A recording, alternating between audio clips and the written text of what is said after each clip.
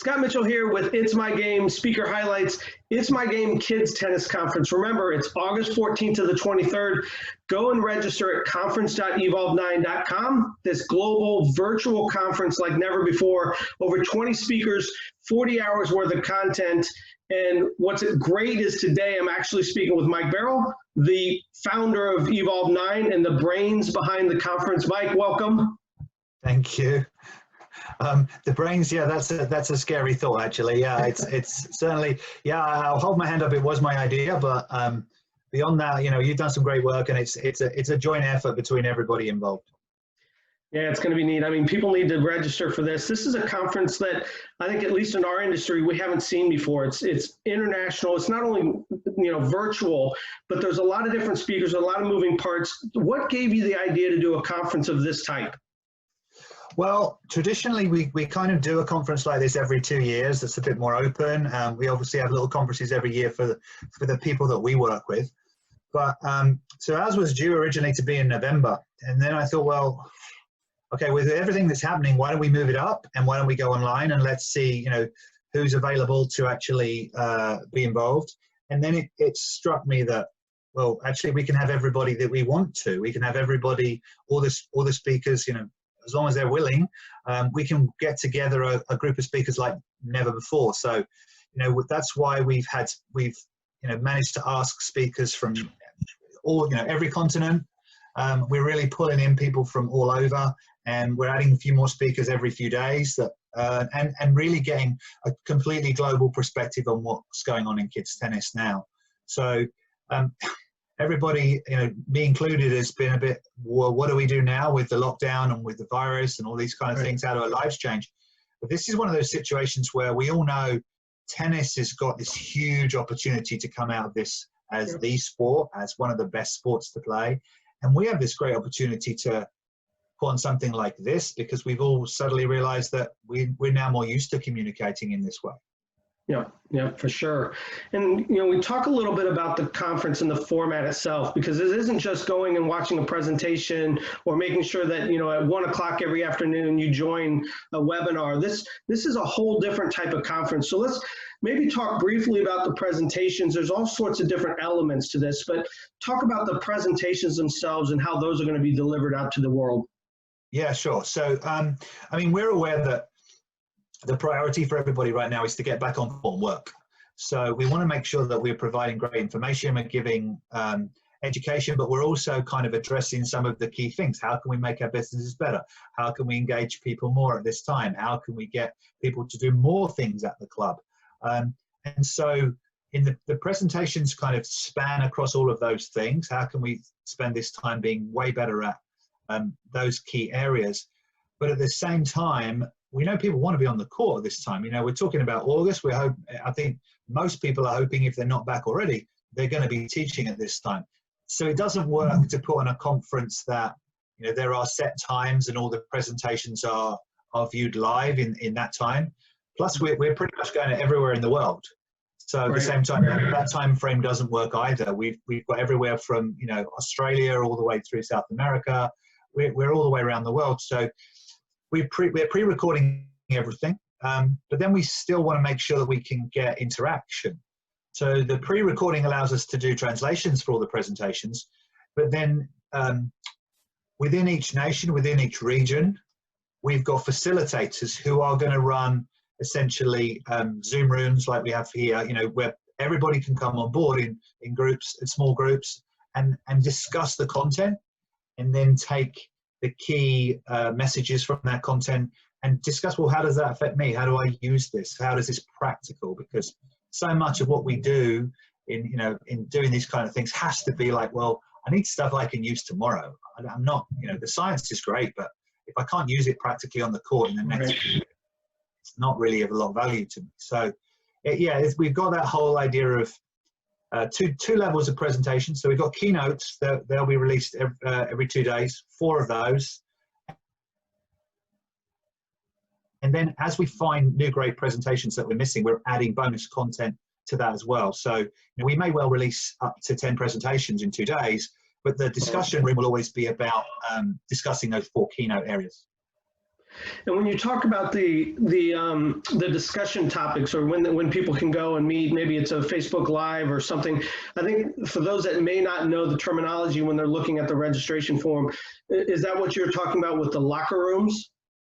Yeah, we coined this phrase a while ago, locker rooms, because obviously at the professional level, there's a degree of discussion in the locker room before we get to get on the court. So at the end of the day, we want to make sure that we get the chance to interact, and that's exactly what a locker room is. A locker room is, there'll be a facilitator asking the key questions. There's a blueprint that everybody will receive, which obviously will be in their own language, and that will help them review their program as it is, decide what it is, or what are their key burning questions, and then the locker room provides the opportunity to go and have that discussion, and if they want to, they can engage with the speakers beyond that. They can we'll have the opportunity to join master groups that move forwards beyond the conference about key topics. So we can, and the great thing about this is it doesn't have to finish on on August 23rd. The whole idea of this is, can we start connecting people a lot more and actually creating a bit of a network and a movement that everybody can benefit from? Yeah, well, absolutely. So then there's also panel discussions, and you also mentioned the master classes. Can you go a little bit more into detail on what people would expect out of the master class? So a master class is a period between an hour and a half and 2 hours. It's unique to that particular speaker, and it's an interactive session. So it will be something where only a small group of people can register. It's an additional thing, and we'll have 4 of those across the week that people can register. And if we end up with a lot of people wanting to register for those, a deep dive, spending actual time with the speaker, those things will be live. So those things will be scheduled at times where we can interact with the maximum number of people. And it's a chance for a small group of people, 10, 12 people, to actually spend a bit of time working on the key issues that they have with specific speakers. Well, I mean, just with your brief descriptions, I mean, you already can see that this is a conference that's going to be like no other, because usually it's, like I said, it's almost in a webinar presentation format. You get an hour. If you can get a quick text message in there to ask a question, that's it. But this is for 9 days, and then hopefully continuing past that. And 9 days sounds like a lot, but actually, when you consider, we have a launch, we have 4 little blocks of 2 days where you get chance. In 2 days, you have to watch 4 hours of content and then join your locker room to discuss it. But more than that, you can take it, and discuss it with your team. And if you take the, certain packages in the program, you'll have access to these presentations for a year. So you'll be able to go, well, okay, well, this month, let's all watch this presentation, and and then discuss it, and then go on court and work out. So we want it to be a real kind of developmental tool, not just a one and done kind of situation. And then we want to take the social side of it, because the social side of it's really important. So we'll have quizzes every day that everybody can win prizes. We'll have Facebook Live sessions where you can actually get some Q&A with some of the speakers. Obviously, there's a closed Facebook group, which once you've enrolled, you'll get an invitation to join. So it's all kind of designed to replicate as many of those conference things as we can, that we all enjoy when we go to a conference, but allow everyone to stay on court and keep working at home and view everything, not just during that 9 days, but also as they need it moving forwards. Very, very cool. I know. So there's the presentations, there's the speakers that you've put together, and then there's opportunities for showcasing innovations, and different things in technology that is becoming more and more part of the tennis industry. Tell us a little bit about that piece and what inspired you to really kind of plug in the innovations piece. Well, obviously all our lives are changing a little bit, and we're all doing things like this. We're all familiar with Zoom. We're all familiar with doing things online. We all want to be on the court. That's where we're happiest.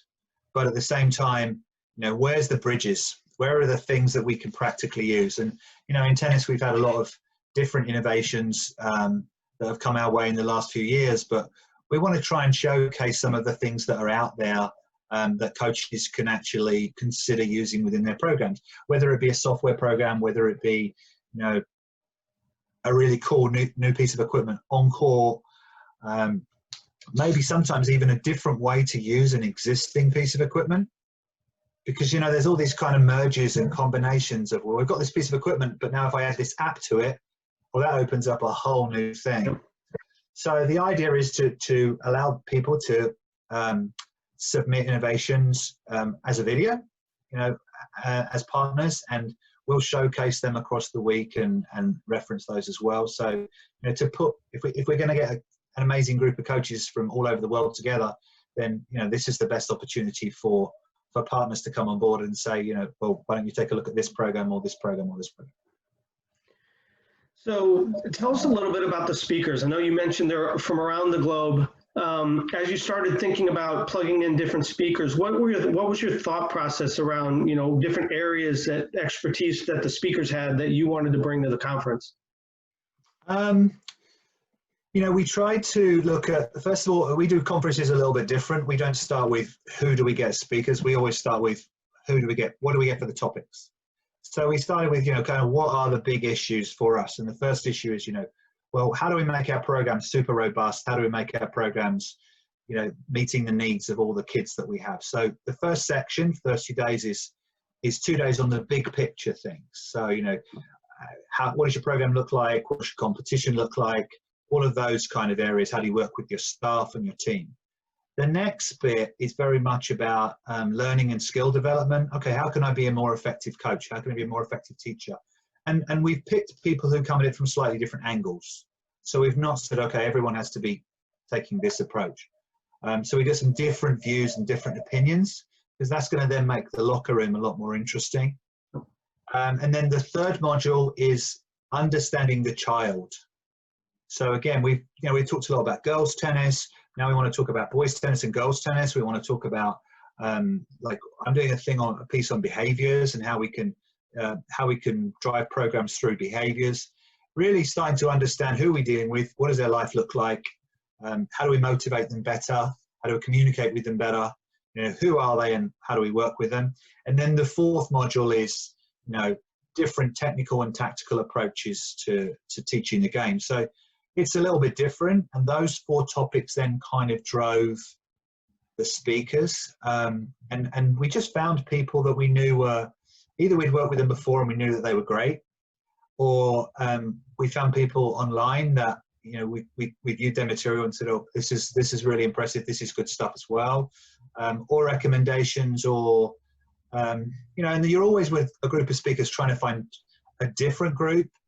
Our Orlando conference, which again, if you sign up for the VIP package, you get all of the videos from our Orlando conference. We had some great presenters there that perhaps are missing from the lineup here, but we were like, well, we already have some of their amazing content. So, we'll just make that available to everybody signing up here. And then we've really reached out to, try to get some interesting questions, some different thoughts, some different ideas from people. It's great to have people like Dejan, who I know you've already interviewed, who, because he's Serbian, he doesn't get to travel to the US very easily, so people don't see him there, and he's busy as a national coach, so you don't see a lot of his stuff. Or we know Howard's doing a great job in Bolton in the UK. We know that there are people that we don't normally get access to because they're not maybe necessarily out there speaking actively or doing a lot of speaking, but we know that they're doing a great job. So real interesting ones. I know Margie from IMG, it's like, let's talk about what I wanted to look at. Well, what are the technical fundamentals they're looking for a 12-year-old that turns up at IMG? There's an interesting question if people are thinking of their kids going to academies. So I think she may well even do a presentation with Jimmy. So there's some. It's a real different group, and we got Anne Pankhurst to speak, because we know that there are very few people that understand growth and development and have studied it to the level that she has. So we really wanted to pick and choose, but also provide a lot of variety and have people that we really felt could deliver something practical. Yeah, I mean, the speaker lineup is amazing. So congratulations on that for sure. Let's I know everybody probably asked you this, and I know people watching this are probably wanting to know, in maybe a short explanation, or at least as much as you know about around the world, what's the one thing that we really should be focusing in on as clubs or coaches that can really get more kids involved? What's maybe missing from programs or things that we aren't doing that can really engage the kids in what we're doing in tennis? Well, it won't be a short answer, but it's always, well, hold on, what is a program? How does a program meet my needs as a kid, really? And I think most of us, if you say a tennis program, and I know Laramie said this when you interviewed him, you know, if you say a tennis program, people think lessons. Yep. People think of lessons. But you know, if you talked about any other sports program, you wouldn't put just lessons in there. You'd say, oh no, actually you get to play the game, you get to compete, you get to make friends, you get to try skills out without necessarily being in lessons. You know, so very much, you know, we as in tennis have we've let a few things slide, but it's not hard to get them back. You know, we just forgot a few things. You know, we forgot some of our experiences. We forgot that, you know, we need to present competition in the right way, for example. It's not everything has to be super serious competition. We all played competitions against our siblings or our friends, or that was still competition. You know, there are still, like, you know, seniors who turn up every week and play a regular 4 at Thursday morning at 8 a.m. or something. It's still competition. Yep. So we've got out of this idea when it comes to kids of what a program really is. And I think that's the thing. We get back into that, we're the best sport in the world, because we have a group of professionals like no other. We have a degree of expertise and understanding. It's just not taking the short-term view. You know, it's thinking about how we meet all the needs of kids, you know, that are coming through the door, and not all those, you know. We've got to have kids that we know are not going to be professional tennis players, but we want them to be lifetime tennis players. So, you know, they've got to make friends, and they've got to not be judged at every turn, and they've got to feel like they're improving and they're competent and they're valuable. And we've got to get back to all those things. Yeah, I think that's a reoccurring theme that you're hearing from the interviews is adding the social element or making sure that piece is there. But also you're hearing, and what are your thoughts around this, but you're hearing a lot about, you know, in many areas, especially in the United States, but in many areas around the world, too much focus on the technical aspect instead of the playing and the tactical. What are your thoughts around that? I'm actually really, as a coach, very technical. And I think technique's really important, but it just has to have purpose. So if I say to you, do you want to make your opponent run? Do you want to get the ball past your opponent? You know, and you say, well, yeah, of course I do. And I say, okay, well, you need this contact point. That's going to help you direct the ball. Now you're going to listen. But if I just tell you, oh no, you have to learn the stroke for the first, you know, 6 weeks, and then once you've learned the stroke, we can tell you what to do with it. Kids don't function like that anymore. They're not, their lives aren't like that. There's context in everything they do. So I think it's not about necessarily technique or not technique. It's just about creating value and context for kids in the way we present it. And if they understand why they need it and it's valuable to them, they'll be really interested in it. Yep. Agreed. Couldn't agree more. So as we wrap up, I know your time's super busy. What's the one thing that you think, if a coach came and said, hey, why should I register for this conference? You know, they're just like all the others. What's the one thing you want them to know, why this is so important for them to join and what they're going to get out of it? Well, as I said, I don't think this is like all the others, because this is a niche topic to start with. First of all, this is kids tennis. We're not talking about anything else. It's not a conference where you're getting 20 different topics. So if you're working in kids tennis, you're going to get more information from this of really high quality than you're going to get anywhere else, and you're going to get continual access. So it's not like you come to a conference and you're like, well, hold on, what did that Scott Mitchell guy say about, I can't remember. I got to take copious notes the whole time. Yeah. I think the virtual idea can make this a real collaborative tool for your team. You can sit down and spend time working on this. You can come back to things. I think that's key. We always do a blueprint. So the blueprint's guiding you through how you're going to improve your program. I think owners should want their, and directors and managers should want their coaches to be, and certainly their junior directors and all those, to be on this, because we're trying to address how we make everyone's program better, how we not just let's give you some more information. So, you know, I think, and beyond that, we really want to create a network of people that continually interact beyond this, and that makes it something really powerful. And there's no political agenda, there's no federation agenda, there's no anything like that. We're all just about let's just all try and work together to make this better. So, you know, if you can spare the time, as I said, it's every couple of days you've got to spend 3 to 4 hours watching some presentations, thinking about it, connecting with your team, looking back on it, coming back to the locker rooms. We really believe it's going to be like something that's never been done before. Yep. Well said. Well said. And those of you that are watching, go to register at conference.evolve9.com. You can register at any time. We've got different packages for you that Mike had just talked about, but we hope to register soon, and we will see you August 14th to the 23rd. Mike, thanks for your time. Thank you, Scott. You're doing an awesome job. Thanks very much. Appreciate it. All right.